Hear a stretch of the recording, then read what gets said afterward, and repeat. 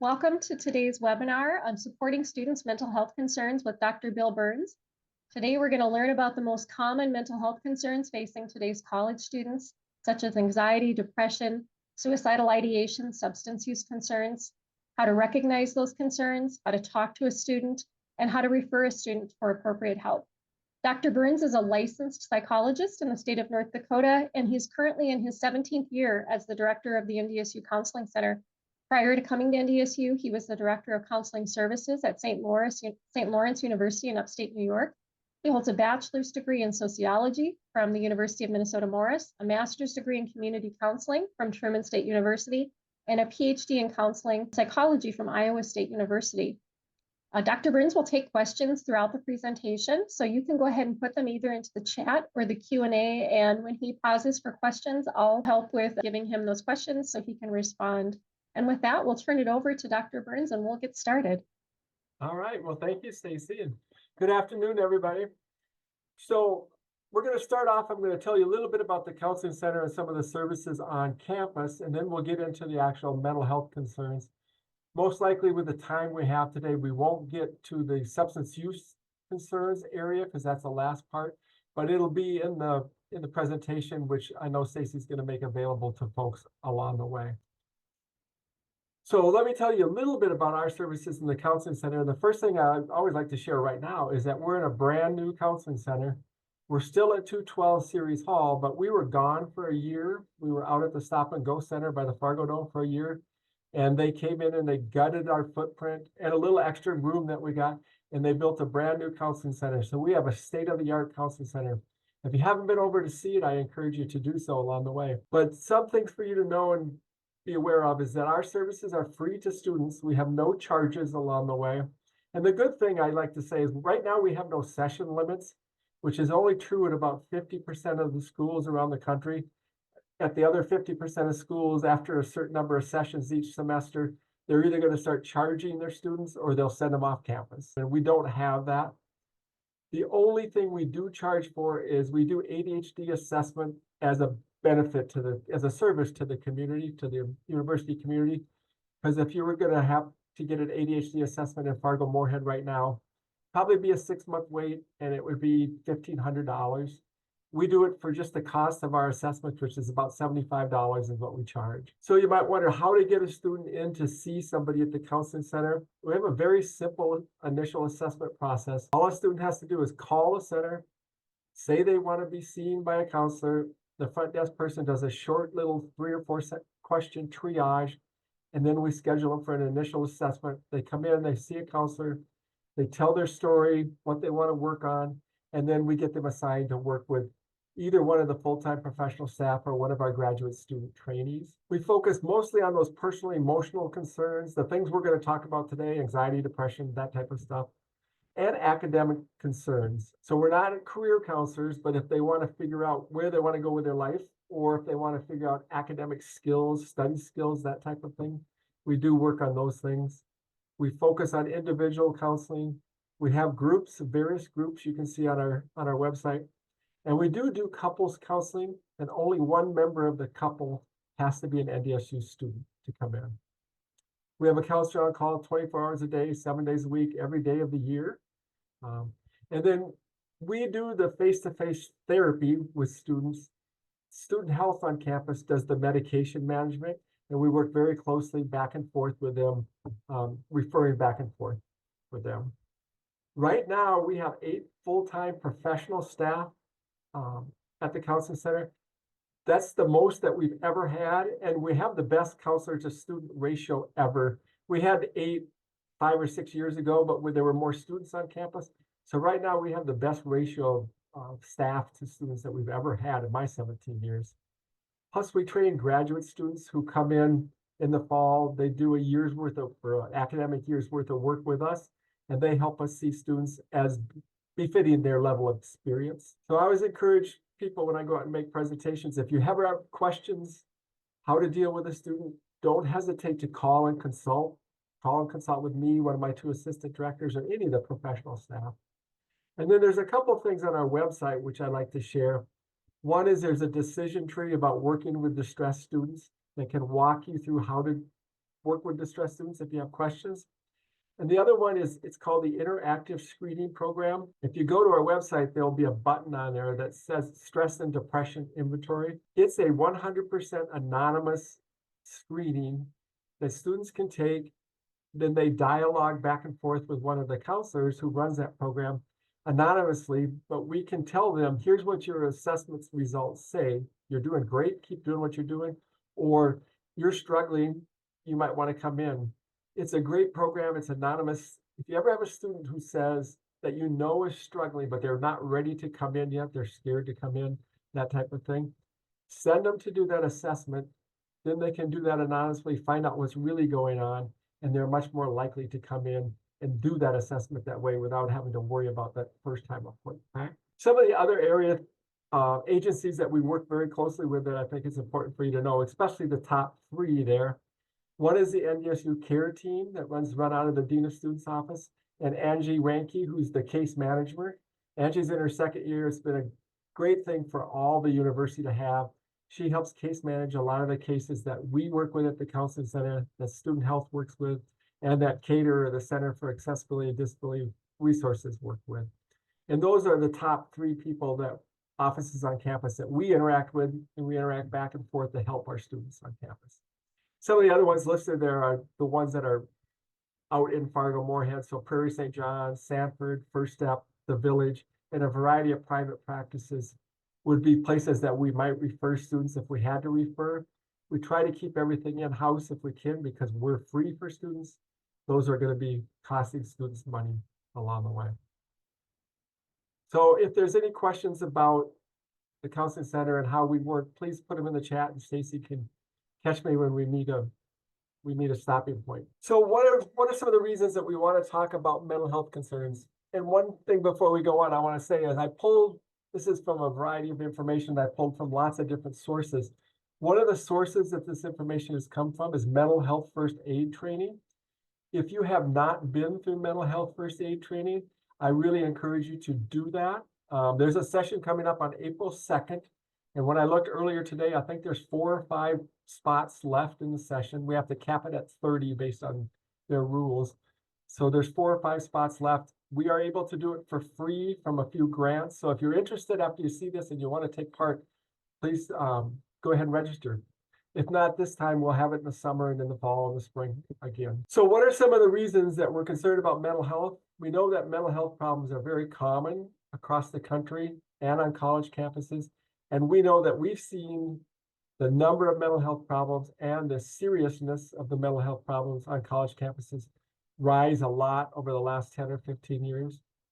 We know there's still a stigma attached to having a mental health problem, especially where we live in the country. I think if you're on the West Coast or the East Coast, you'd notice a lot less stigma. Really, probably the only place in the United States that has more stigma than we do right now when it comes to mental health concerns is the Deep South. We know that people aren't well informed about mental health concerns, that professional help isn't always available, and that people don't know how to respond to somebody with a mental health concerns. And we know that people with mental health problems don't always seek help, and it often takes a long time for them to go and seek help.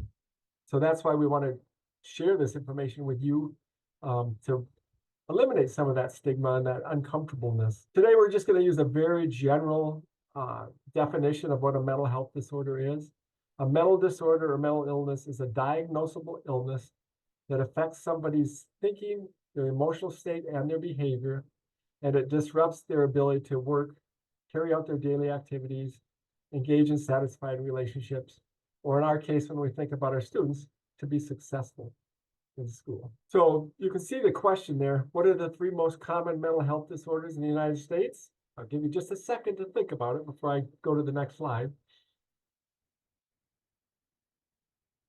So the most common disorder in the United States overall, and that we see at our counseling center, is anxiety. And anxiety has gone up since the pandemic. We've seen it grow, as especially social anxiety. The other thing that we've seen grow since the pandemic is family relationship issues. So social anxiety and family relationship issues have been the biggest growth since the pandemic. But anxiety is the #1 thing that we see. Major depressive disorder is the second thing if you break down substance use disorders into a couple areas. But overall, substance use disorders is 8.1%. We're going to break that down in here a little bit. About 3% of the people, what this means is that in any given year, 18.1% of the United States population can be diagnosed with an anxiety disorder, 6.8 with major depressive disorder, 8.1 with substance use disorder, about 3% with bipolar disorder. Eating disorders vary from 5 to 10%. Schizophrenia, a little less than 1%, nowhere near as common. And if you look at those numbers, any mental health disorder, it comes to 18.5%. If you add those numbers up, it comes to more than 18.5%. And the reason for that is it's not uncommon to have comorbidity, to be having more than one disorder. So having a substance use disorder and depression would not be uncommon. The bottom line there says, in the general population as a whole, only about 41% of people with a mental illness use mental health services in a given year. And it's lower for college students. When I say the word disability, I'm going to guess that most of your minds went to somebody who was a paraplegic or somebody who had some other kind of health concern that would interfere with their work, school, daily activities, or satisfying relationships. But we know in today's world that mental health concerns can be as disabling or even more disabling than a lot of the physical concerns that you might think about. So it says there the disability from moderate depression is similar to the impact from relapsing MS, having severe asthma, or chronic hepatitis B. And the disability from severe depression is comparable to being a quadriplegic, not just a paraplegic, but a quadriplegic. And I know that if you talk to people from the Center for Disability and Accessibility Resources and at Student Health, they would tell you that a lot of the things that they're seeing are mental health related that they're dealing with when it comes to disabilities and illnesses that go into student health. So here's one of the things I pulled from Mental Health First Aid, because I think it's a nice acronym to remember how to interact with somebody with a mental health concern. If you took physical first aid, you probably had an acronym. ABC, airways, breathing constriction. So we use this acronym called ALGE. A is assess for risk of suicide or harm. So we always want to be on guard. We always want to watch out for that risk of suicide or harm. We want to listen to individuals that we're interacting with in a non-judgmental way. We want to give reassurance and information about what's going on. We want to encourage professional help. And then we also want to encourage self-help and other support strategies. And we're going to talk about each one of these areas. So we're going to talk about depression and anxiety together because they're the most common mental illnesses. They share many similar signs and symptoms, and they frequently occur at the same time. So when we talk about signs and symptoms, a sign is something that you can see in the person that you're interacting with that would indicate that they might be dealing with depression or anxiety. Symptoms are the thing that that person is feeling. So if you look at this young man here, you could say maybe that he might be feeling somewhat anxious and or depressed based on the look on his face and his posture. So those are the difference between signs and symptoms. So we're going to talk about depression first before we get into anxiety. So by this short definition, major depressive disorder lasts at least 2 weeks, and it affects emotions, thinking, behavior, physical well-being. It interferes with work, satisfying relationships, daily activities. There's a lot more things that go into it if we were going to diagnose somebody, but this is just kind of a quick overview. So what would you see in somebody who might be depressed? Here are some of the signs and symptoms to watch for. Some of the physical ones, so feeling fatigued, having a lack of energy, sleeping too much or too little. Mostly I see it as sleeping too much with people who are dealing with depression. It could be both ways, but mostly too much. Overeating or loss of appetite. So people might stress eat or they might not have an appetite at all. Constipation, weight loss or gain, headaches, irregular menstrual cycles, loss of sexual desire, and unexplained aches and pains. When it gets right down to it, in the United States today, 65% of people who get diagnosed with depression go to their medical doctor for unexplained aches and pains. And when they don't find anything physically wrong, they get a mental health assessment, and then they get their diagnosis that way. Some of the behavioral symptoms that you might see are crying spells, withdrawing from others and isolating, neglecting responsibilities, loss of interest in personal appearance, loss of motivation, slowed movement, and then the use of alcohol and drugs or self-medicating with alcohol and drugs. And then some of the psychological signs and symptoms related to depression Sadness, anxiety, guilt, anger, mood swings, lack of emotional responsiveness, feelings of helplessness and hopelessness. Those are two that when we get into thoughts of suicide that we get really serious about, because once somebody gets to the point where they're feeling helpless or hopeless, those suicidal ideations can become more acted upon. Irritability, frequent self-criticism, self-blame, pessimism, impaired memory and concentration, indecisiveness, tendency to believe others see one in a negative light, and thoughts of death and suicide are all some of those psychological symptoms. There's a little older research out there right now, but it says the top two things that keep students from coming back from one semester to the next or 1 year to the next. Number one is loss of financial aid. Number two is a diagnosis of depression. That impaired memory, those type of things really interfere with a student's ability to be successful in school. All right, before we go into how to work with these, we're going to give a short definition of anxiety. So anxiety differs from your normal stress and anxiety, right? I might be anxious doing this presentation, but that's not anxiety. Anxiety is a disorder that keeps me from doing things, keeps me from getting to work, keeps me from going to a relationship, keeps me from going out and having a social life. So it's much more severe than normal everyday anxiety. And we said that 18.1% of the United States population can be diagnosed with anxiety. Here we break it down. About 9% can be diagnosed with a specific phobia. So it could be a fear of heights, a fear of snakes, fear of spiders. About 7% with social anxiety, 3.5% with PTSD or post-traumatic stress disorder, about 3% with generalized anxiety disorder, about 3% with panic attacks, 1% with obsessive compulsive disorder, and then 1% with agoraphobia, which is basically the fear of having a panic attack. And again, if you add all those numbers up, it comes to more than 18.1 because it's very common to have more than one anxiety disorder. This is a picture of Shaky Man. Shaky Man comes out of a book related to panic attacks, but it's a really good visual of what some of the signs and symptoms are of anxiety.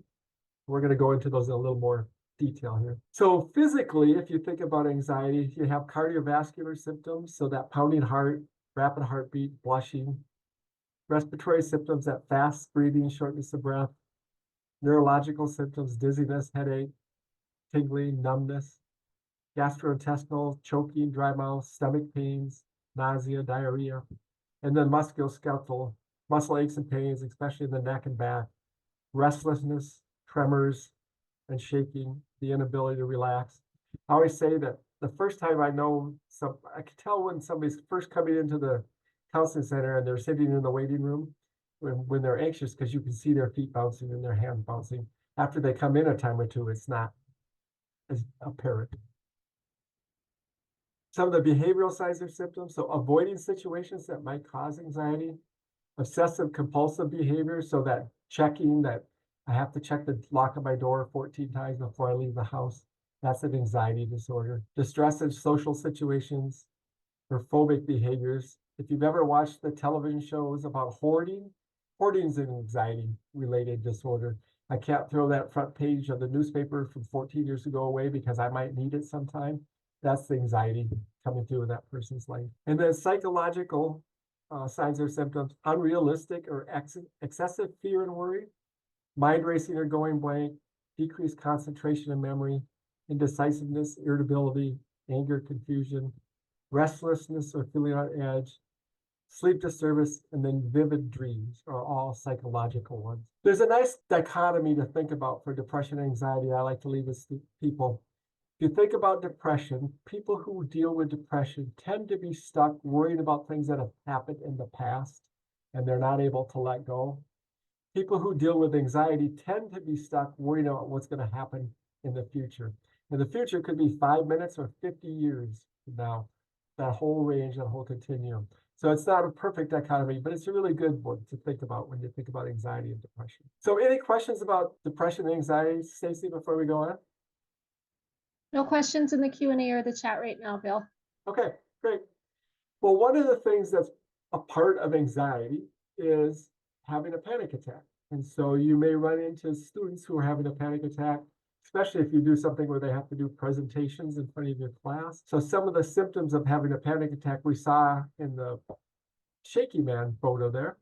But some would be the pounding heart or rapid heart rate, sweating, trembling and shaking, that shortness of breath, feeling like you're going to die because you can't breathe, that chest pain or discomfort, nausea, lightheadedness, feelings of being detached from oneself, kind of the outside of reality, looking at yourself, fear of losing control or going crazy, fear of dying, numbness or tingling, and then chills or hot flashes can all be symptoms of a panic attack. If this ever happens to you with one of your students, be it in class or when you're advising a student, try to always express concern and willingness to help. Ask the person if they know what's going on. Oftentimes, if somebody's had a panic attack in the past, they know that they're having a panic attack and they know the things that they need to do to get through that panic attack. If somebody doesn't know it's panic attack, like I said, it can feel very medical and very scary. So you always want to err on the side of treating it as a medical concern. Check for a medical alert bracelet or something in their phone if you can do that with them. Seek medical assistance if that's the need that it feels like right now, if they don't get calmed down in a certain amount of time. But if you believe it's a panic attack or they know it's a panic attack, reassure them that it will pass, that it's a panic attack, and ask the person how you can help. Most people who've been through a panic attack will be able to say, just sit with me, turn the light down, give me a glass of water, let's do some deep breathing, that type of thing to help them through that emotions, that anxiety that's going on during the panic. So again, if it's not their first one, they can usually tell you what's going on and how you can help. If you're dealing with somebody, always try to remain calm, speak in a reassuring but firm manner. This is where it's really important to use slow sentences, slowly and clearly, because they're going to have a hard time understanding you. Be patient with the person. Acknowledge that what they're feeling can be frightening and feel very real. But remind them that while if it's a panic attack, it's frightening, but it's not life-threatening. Reassure the person that he or she is safe and the symptoms will pass. And then try to avoid expressing any of your own negative reactions because it can be scary dealing with somebody who's going through a panic attack. All right. So what are some of the risk factors that might lead to anybody, but especially your students, to develop anxiety and depression? Living through a distressing or uncontrollable event can certainly be one of those. If you think about things like 9/11 led to lots of depression and anxiety. Somebody goes through a car accident, let's say, or even through a breakup, death of a parent, all those kind of things. But when we think about our students, there are some things that might not seem like they would lead to it for us. But I'll give you a few examples. One would be I have the first love of my life when I get to school as a first-year student, and after 3 weeks, he or she breaks up with me. That could be the onset of anxiety or depression for a student. I have that first exam as a first-year student. I'm going to be a medical doctor and I fail my first biology exam. That can certainly be a distressing event for a student. So things that we might not jump to the conclusion that they'd have such big effects can in today's world. So distressing or uncontrollable event, stressful or traumatic events. Anybody who's had a difficult childhood, a history of childhood anxiety, or childhood abuse is at a higher risk for anxiety or depression in adulthood. Ongoing stress or anxiety. If you think about living on this campus, going through budget crises and cutting programs and stuff, that for faculty and staff, that could lead to anxiety and depression. Anybody who has another mental illness is at a higher risk for anxiety and depression, or if they've had an earlier episode of anxiety and depression. A family history, there is a DNA component to it.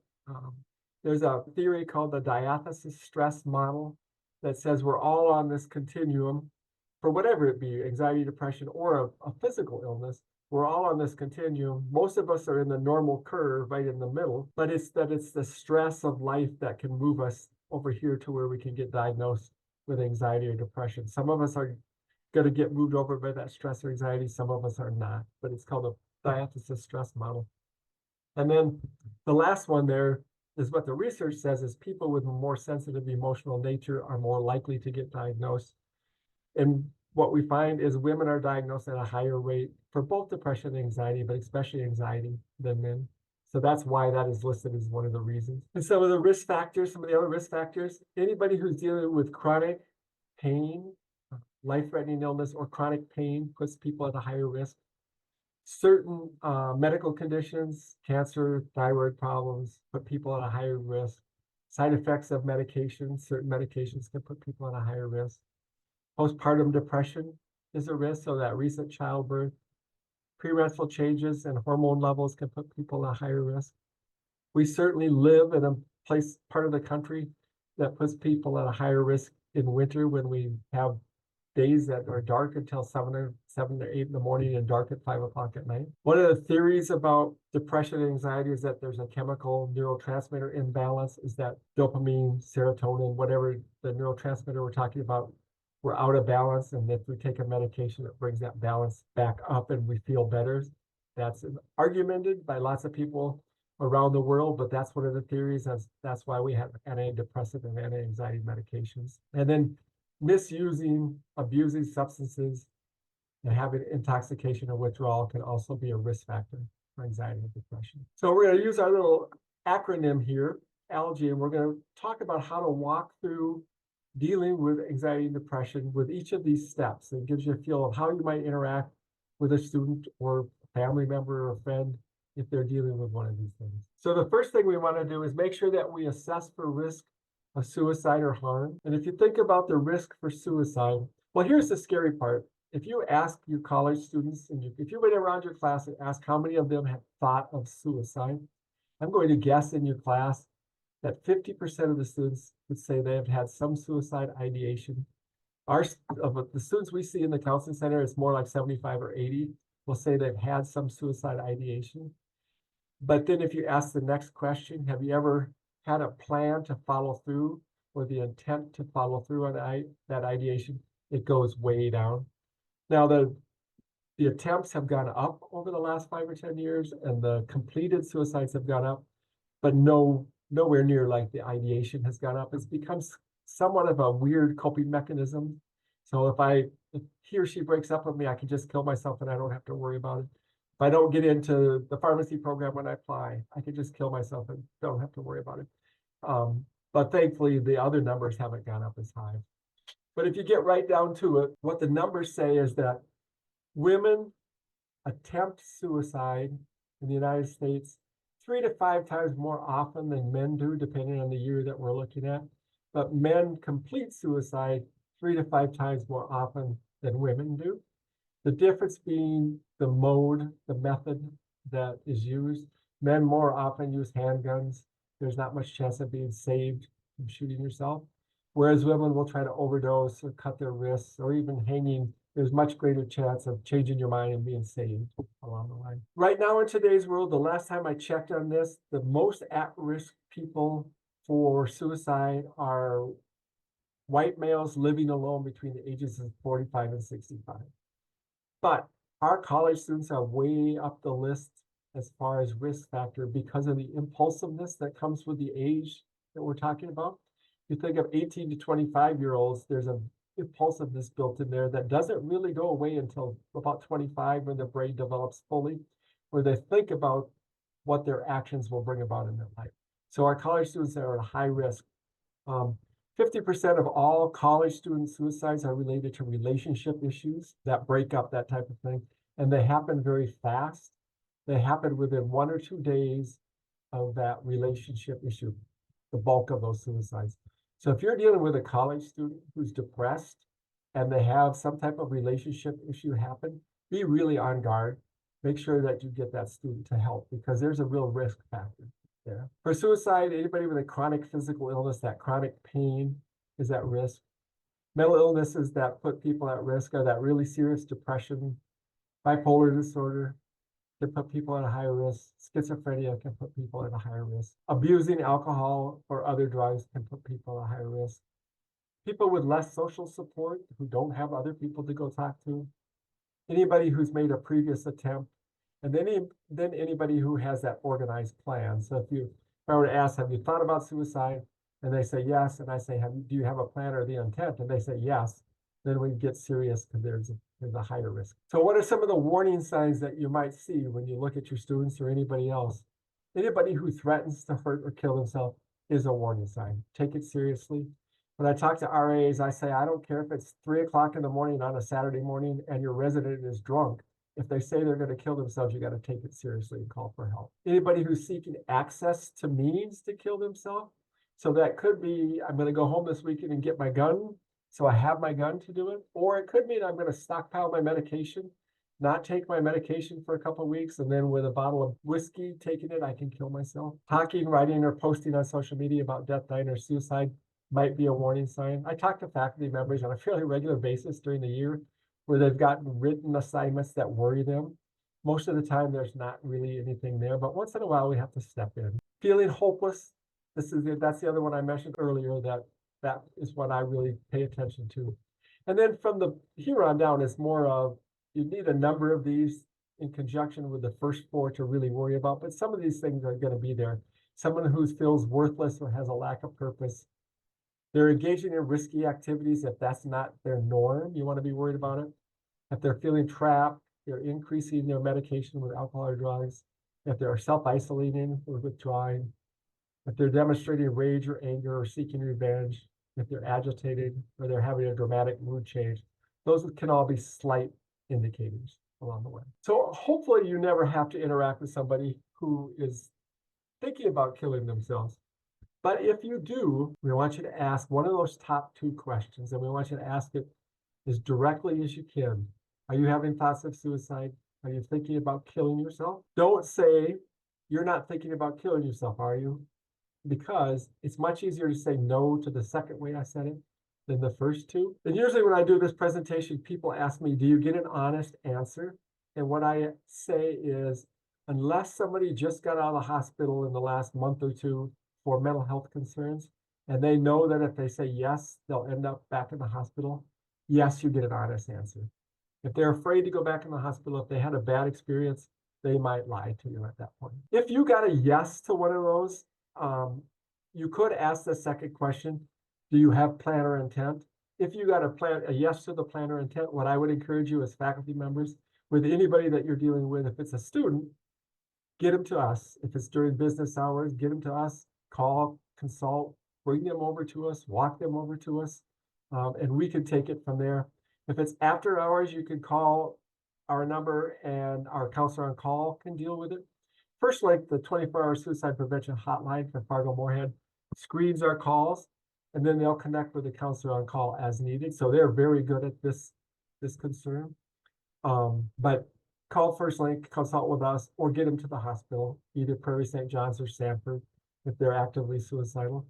You could get some of the following information that I've listed here, but it's not necessary for you to get somebody to help. We'll get this information if we're dealing with it.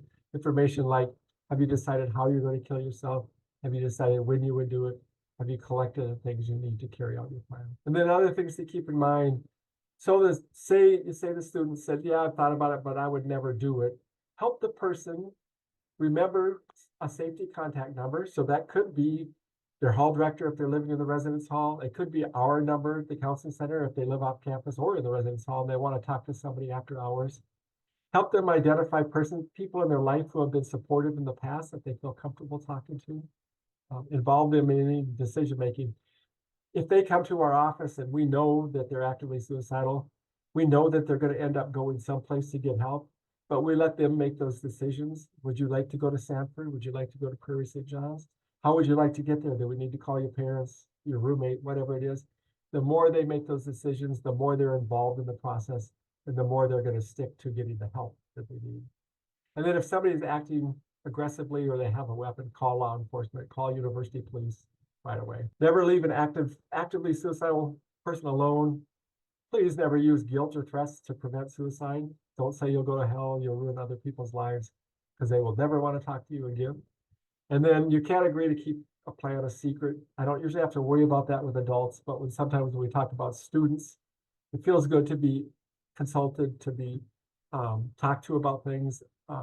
So if they ask you to keep it secret, a lot of students want to do that, but we don't want that. All right, Stacy, let me know if there's anything related to suicide and I'll keep going. No questions right now. Okay, so one of the other things that I hear from faculty and staff that is really concerning for them is self-injury and the evidence that they see self-injury. And in today's world, the most common thing that we see of self-injury is cutting. and the scars that come about from cutting. But there's a lot of different types of self-injury. Burning used to be, but still is probably the second most common self-injury. But it was much more prevalent when people smoked cigarettes on a regular basis. That was a way for self-injure. But by definition, things like abusing alcohol and drugs, staying in an abusive relationship, pulling out your hair, pulling out your eyebrows, could be considered self-injury. People who self-injure tell you they do so for a number of reasons, including these here: to escape that unbearable pain or anguish that they're feeling. What often students or anybody who self-injures will tell you is there's all this pain or this pressure that's built up, and if I cut myself, it relieves that pressure or that pain, or it gives me a reason for having that pressure or pain. And the really weird thing about self-injury is it works the first time you do it. My story here is to think about this is, think about the first time you ever drank alcohol, if you drink alcohol. The first time you drank alcohol, it didn't take much alcohol to get that buzz. The next time you drank, it took more. The next time you drank, it took more. And you probably never had the same feeling you had the first time. Self-injury is the same way. It works the first time. It doesn't work the second, third, or fourth, or fifth time like it did the first time. Self-injurers also tell you that they will use it to manipulate people, to change the behavior of other people, as a cry for help, to show desperation, to gain relief from that tension, I said, and then to seek help along the way. So if you're interacting with somebody who's a self-injurer, some things to remember is that the self-injury is not the mental health disorder. The self-injury is a coping mechanism the person has come up with for their mental health concerns. So we want to focus on stopping the distress from the mental health concern and not just stopping the self-injury. Take the self-injury away, they don't have a coping method. So we need to teach new healthy coping methods so that they don't have to self-injure. Try to avoid any negative reactions to the self-injury because it can be quite intimidating. Try to discuss the situation calmly. Don't trivialize the person's feelings or situation that are leading to the self-injury. And then the last two I find usually happen with parents when they get so fed up, usually with their young daughter, that they can't take it anymore. They threaten to punish the person for their self-injury or to withdraw care, and those things don't help. Another thing that you might notice with students that you're interacting with is their reaction to a traumatic event. And so we talked about some of the traumatic events that they might have. Encourage anybody who's been through a traumatic event to tell others what they need. Identify sources of support in their life. So you could identify the counseling center, student health, their advisor, their coach if they're an athlete, all those people who might be helpful for them. To use coping strategies that have helped before. To do the general things in life, eat, sleep, exercise, so those don't fall by the wayside, because those are kind of the foundations that help them stay healthy. Spend time in a safe and comfortable place. Discourage those unhealthy or negative coping strategies, so alcohol, drugs, self-injury. And then to seek professional help as needed. And we have a slide here about that. We want to encourage professional help related to traumatic events if after 4 weeks or more, the person can't stop thinking about the trauma, if they remain upset or fearful, if they're unable to escape that ongoing distressing feelings, if their relationships are suffering, if they feel jumpy or have nightmares related to the trauma, or enjoy their life in general because of the trauma, or if they're not doing their normal everyday activities because of the trauma. If after 4 weeks, we want to make sure they get help there. And there's no right or wrong way to react to a trauma. Everybody reacts differently. One of you could go home tonight and cross the crosswalk and almost get hit by a car, and you might laugh it off and never think about it again. The same thing might happen to me, and I might be traumatized by it and have all these things go on. So there's really no way of knowing what's going to happen with a person. So we just want to keep an eye and offer to help with it. So let's go on to listening non-judgmentally related to the things that we've talked about. So the key attitudes you want to have when you're interacting with somebody related to their mental health concerns is you want to show your acceptance. You want to be genuine when you talk to them, and you want to have empathy for what they're going through. And then you also want to use your nonverbal skills, show attentiveness, do some of those small things like nodding, that type of thing when they're talking. Don't overdo it, but you want them to know that you're listening. You want to have comfortable eye contact, and you want to make sure that you remember that that differs depending on the individual and the culture that that individual is from. So most of us are going to be just dealing with Westerners, and direct eye contact is comfortable, but that's not always true. We have lots of international students, so you want to take that into account.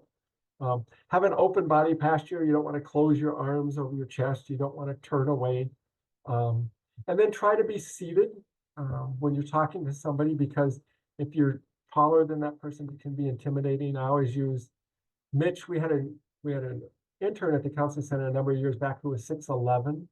Imagine that 6'11" man talking to a 5 foot tall woman. That could be pretty intimidating. But if they're both seated, that goes away. And then don't fidget. And when I say fidget, you most likely thought about your hands and your feet. But I mean that, but I also mean don't fidget with your mind. Most of us are not very good listeners. Most of us spend 50% of our energy thinking about what we're going to say rather than listening with 100% of our attention. Use 100% of your attention to listen. And then if it takes 15, 20 seconds for you to decide what you're going to say, it's okay to have that silence. People would much rather be listened to than have to deal with that silence. It's okay to deal with that silence. So remember those things when it comes to listening. Part of the mental health first aid training I used to do, we used to play the telephone game where I'd whisper a sentence in the ear of one person and we'd go around the room and see what came out. I did that training over 100 times, and only one time did it ever come out the same. And that was a very small group of 8 hall directors here at NDSU who had worked together for years and years and years. So we could all do a better job of listening and giving it our 100%. Okay. So the G in our ALGE is give reassurance and information. So we want to treat the individual that we're interacting with, your student, if it's a student, with respect and dignity. We want to understand the symptoms, what they are, their expression of their distress, part of their mental health concerns. Have realistic expectations about what your role is. Don't get pulled into being their therapist if you're not trained to be their therapist, because you won't be able to do a good job and you will get worn out. It can be exhausting. But try to offer that consistent emotional support and understanding. So let's say you had a student in your office. After you talked to them, you realized they needed some help. You got them set up with the counseling center. Don't make that the last time you ever ask about things, because then they'll think you just tried to get rid of them. Check in with them a week or two down the road. How are you doing? Did you ever get over to the counseling center? And then they can share as much as they want or as little as they want at that point in time. So we want you that ongoing emotional support. Try to give hope for recovery, provide practical help and credible information. So that could be helping them make an appointment at the counseling center, helping them make an appointment at student health, telling them about the care team, the case manager, counseling, cater. So all those things are practical and credible information. Things that aren't supportive, and I hope none of you would ever do this, but things to think about. Don't tell a person to just snap out of it. Don't get hostile or sarcastic. Don't blame the person for their symptoms. Again, don't get overly involved and try to solve their problems for them. Don't nag the person to do what he or she would normally do. Don't trivialize their experiences or belittle their feelings. And then again, try not to cure the person. So if you think of the appropriate professional help that you might seek for yourself or refer a family member to or students to, there's a variety of people. A primary care physician or a medical doctor is a perfectly good referral because most people are comfortable going to their primary care physician. So if somebody's not comfortable saying they're going to go to a psychiatrist or they're going to go to a counselor or a psychologist, referring to their medical doctor is that step in the door. And then that medical doctor can make those referrals if they're not comfortable. A psychiatrist would be another referral. So the difference between a psychologist, which I am, or a psychiatrist is a medical doctor who can prescribe, whereas a psychologist is an academic doctor. There are a few states in the country, I think it's 4 or 5, where psychologists can become licensed to prescribe, but we don't live anywhere near any of those states. So for us, it would be psychiatrists, medical doctors, nurse practitioners, psychiatric nurse practitioners that would be doing most of the prescribing for mental health concerns. Social workers, counselors, psychologists are the people most likely to be doing the face-to-face talk therapy that would happen in a counseling center or off campus. So the type of professional help that students or other people would receive would be that talk therapy, that counseling is what we do. The medication management would follow through student health service. And other professional sports could be considered like the Center for Disability and Accessibility Resources or Accessibility and Disability Resources. Could be the accommodations that students can get related to their anxiety or their depression or their ADHD, whatever that might be. Those would be some of the professional sports. And I'll let you know that we at the Counseling Center, we're probably back to doing 90% face-to-face in-person counseling, but that genie will never go back into the bottle. We can do telehealth. The most common times that we end up doing telehealth right now are if somebody's doing an internship outside of Fargo-Moorhead and they can't get to campus, we can do that. When the weather gets really bad, when those days when it's 20 below zero, we'll get students who call and say, can I do telehealth today? I don't want to leave my residence hall or I don't want to drive to campus. Or if somebody's really feeling under the weather, but they don't want to miss their appointment, then they can do telehealth. The thing to remember is that for us, we're all licensed in the state of North Dakota. And so we have one person who's part of a psych pack, it's called, where she can go to most states in the country and do telehealth for 45 states in the country. I have one of the psychologists on staff who can do that. And then I have 3 counselors who are licensed in Minnesota. So if a student is in Minnesota, one of those 3 counselors can go across the border to Minnesota. But because of our licensure, that's the only crossing the border that we can do. It was different during the pandemic, but all of those accommodations have dropped off now. So that's the appropriate professional help. And I'll let you read this cartoon real quick. So one of the therapies that is very commonly done is cognitive behavioral therapy. And you'll see some references to cognitive behavioral therapy as we go forward. What cognitive behavioral therapy says, if you change the way you think about a situation, you will change the way you feel about it.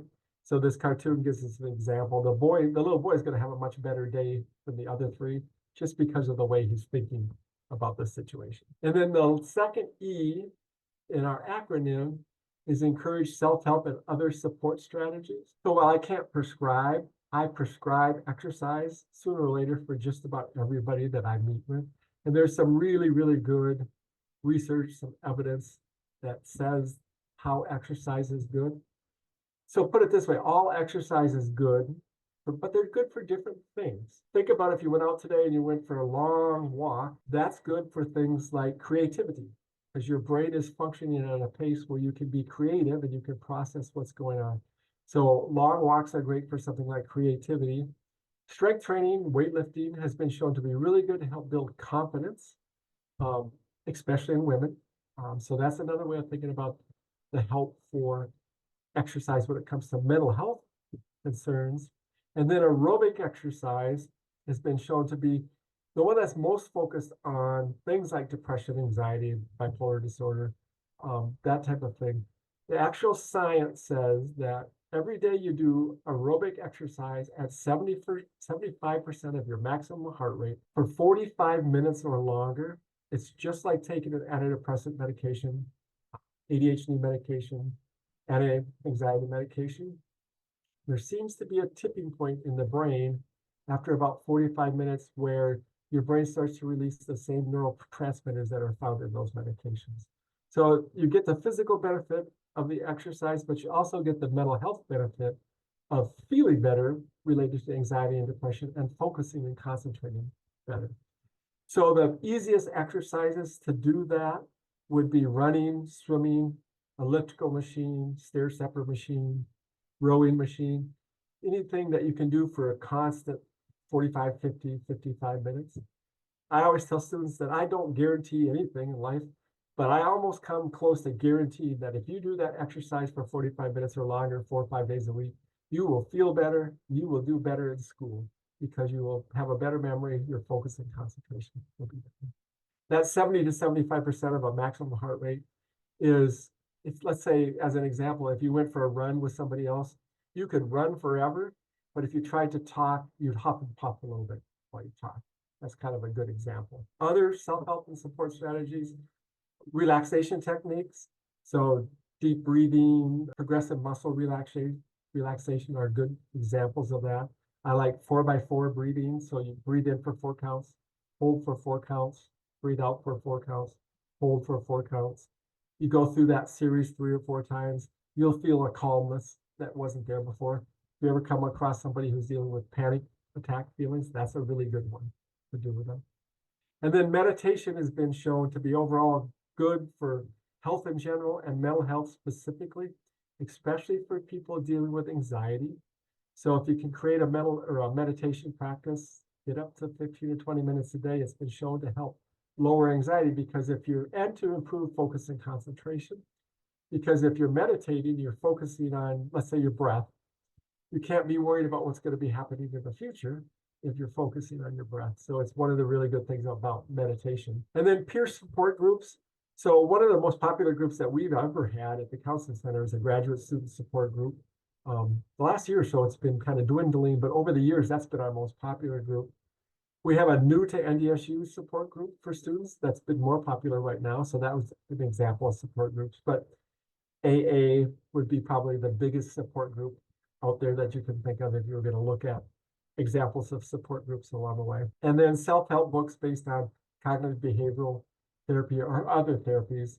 We have a library at the Counseling Center where we do bibliotherapy with our clients, or they can just check out books as they want.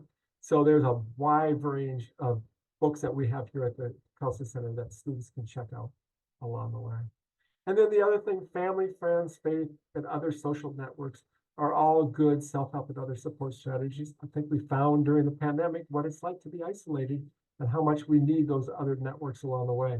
So making sure people have those connections is really important to their physical and their mental. And I think, Stacy, we're going to hit where we're going to go into substance use. I'm not going to go on into there. I'm going to share one more thing about the Counseling Center, and then I'll answer any questions that we have. One of the things that got added to the Counseling Center when we moved, well, we added it at the Stop and Go Center, but we have a brand new one here, is we have a relaxation room. The relaxation room is open for students to reserve, and they can reserve it and use it for 45 minutes at a time. And it's full of all kinds of relaxation stuff. There's a video monitor in there with the programs they can do meditation, they can do yoga, that type of thing. There's a giant beanbag chair where they can relax. There's all kinds of coloring books, puzzles, things like that they can use in there. And there's one of those great big massage chairs. So if you ever have a student who needs to get away from the world for a while, they can reserve that room, and up to 3 students can use it at a time. Usually it's just 1 or 2 who go in there, but it's available for students. All they have to do is call and make an appointment. And it's available for them to use at no charge. So with that, Stacy, I will call that the stopping point, and we'll answer any questions they have. I just unmuted folks, so if you want to put something in the chat or you want to unmute and ask a question out loud, you can sure do that. I don't see any questions, Bill. I just want to thank you for talking to us today and giving us some really useful information for our classrooms, for our positions as staff on campus. I also want to encourage those of you who are interested in this topic, find it important and useful. Join us again on March 21st at 2:30. We'll have a panel of counselors and experts that will address the topic of supporting student mental health. The panelists will talk specifically about how instructors can support the mental health needs of their students. Again, that's March 21st at 2:30, and again over Zoom.